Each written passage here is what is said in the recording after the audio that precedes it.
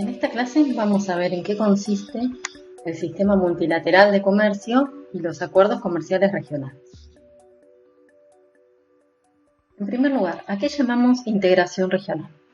La integración consiste en eliminar progresivamente las fronteras económicas entre países, es decir, eliminar las barreras comerciales de distinto tipo, como aranceles o barreras no arancelarias, y facilitar la movilidad de factores, principalmente el trabajo y el capital. Esto no es algo nuevo. Gran Bretaña se constituyó como una unión económica en el siglo XVIII y Francia después de la Revolución Francesa. Alemania e Italia también nacen a través de uniones aduaneras.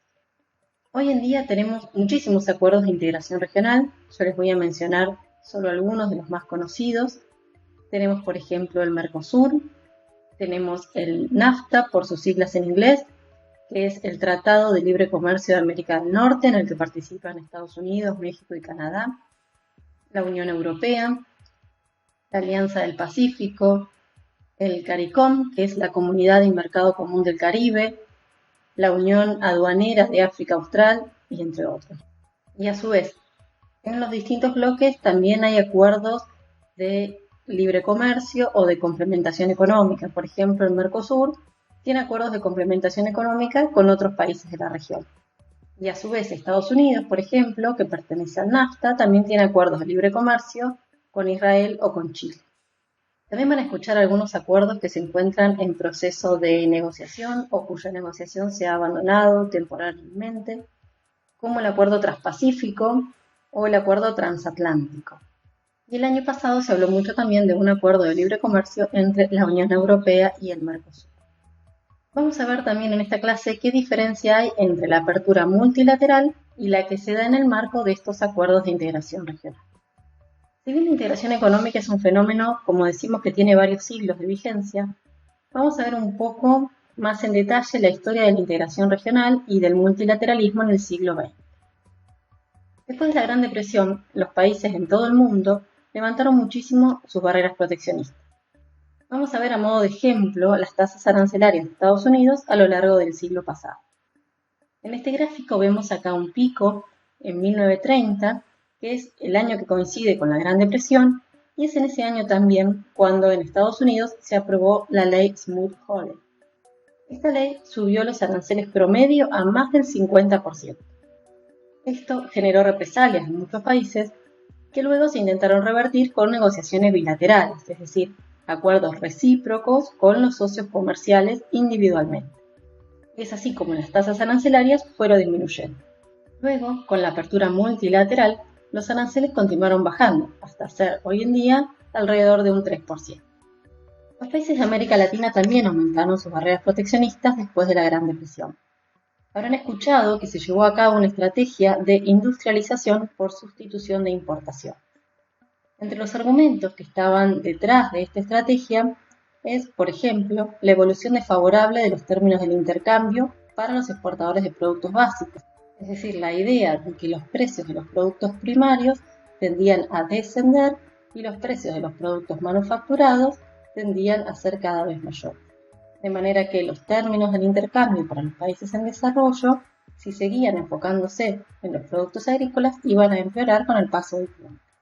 Otro de los argumentos que está detrás de esta estrategia es la confianza en la eficacia de la empresa pública y un cierto escepticismo sobre la vocación empresarial que realmente tiene el sector privado, una confianza en la planificación estatal, el temor a depender de empresas extranjeras.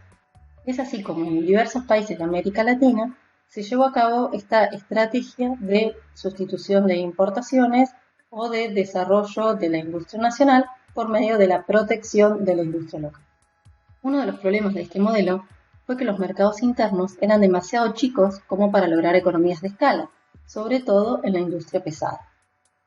Es así que la integración en América Latina surge como una herramienta para fortalecer este modelo de industrialización por sustitución de importación. Este enfoque tenía por objeto eliminar las barreras al comercio y a la inversión entre países, pero mantener o elevar la protección frente a terceros países. También la idea era extender la planificación y la intervención estatal a nivel regional y regular la inversión extranjera directa, y no abrir la posibilidad a todos los países del mundo que vengan a invertir a América Latina. Esta estrategia o estas características son las que se conocen como el viejo regionalismo. Este viejo regionalismo tiene como otras características que los acuerdos se circunscribían solo a bienes, es decir, no se tenían en cuenta los servicios, eran acuerdos entre países en desarrollo y por eso que se los conoce como sur-sur, y no tenían mecanismos para monitorear el cumplimiento de las obligaciones a las que los socios se iban comprometiendo. Alrededor de los años 70, este modelo presentó algunos problemas, como la escasa infraestructura regional, los desequilibrios constantes en las balanzas de pagos de los países, la inestabilidad macro, la existencia de gobiernos autoritarios, y esto empezó a minar las iniciativas de integración. Luego de la década perdida, que fueron los 80, en los años 90 se observa una nueva dinámica de regionalismo, que se conoce como nuevo regionalismo. Este nuevo regionalismo se manifiesta en la creación de nuevos acuerdos y en la reactivación, en la ampliación o la profundización de los acuerdos que ya existían. La principal diferencia con el viejo regionalismo fue el entorno de políticas, porque este nuevo regionalismo se da para apoyar la reforma estructural y el proceso de liberalización que estaban transitando los países de América Latina en los años 90.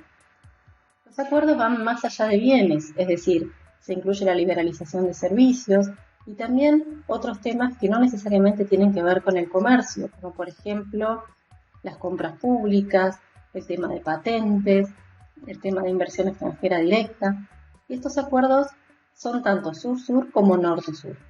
Uno de los ejemplos que uno puede mencionar de nuevo regionalismo es el acuerdo que todavía no se llegó a firmar entre la Unión Europea y el Mercosur, o el proyecto en su momento del ALCA, el Área de Libre Comercio de las Américas.